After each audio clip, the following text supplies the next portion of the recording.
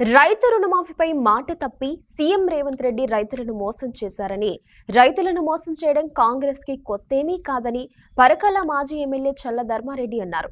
ఇప్పటికే రైతు బంధు ఎగ్గొట్టారు, అదే తరహాలో రుణమాఫీ కూడా ఎగ్గొట్టాలని కాంగ్రెస్ ప్రభుత్వం చూస్తుందని విమర్శించారు.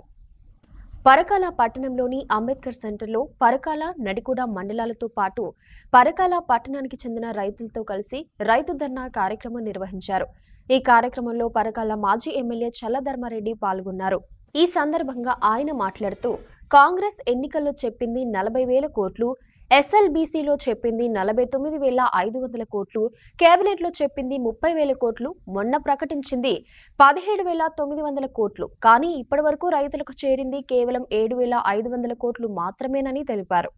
ముందు చెప్పిన రైతుల లెక్క మాత్రం 47 లక్షల రుణమాఫీ, 17,934 కోట్లు 22 లక్షల రైతులకు మాత్రమే చెందాయని, మరి మిగతా రైతుల పరిస్థితి ఏంటని ప్రశ్నించారు.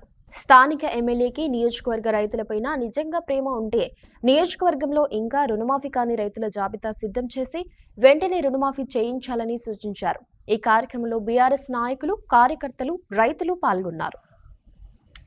13 సొసైటీలు ఉన్నాయి, 11 బ్యాంకులు ఉన్నాయి, 11 బ్యాంకుల లోన్ తీసుకున్నారు. సొసైటీలు కాకుండా వాళ్ళ లెక్కలు తీసి ఎంతమంది రుణమాఫీ అయింది, ఎంతమందికి రాలేదు లెక్కండి.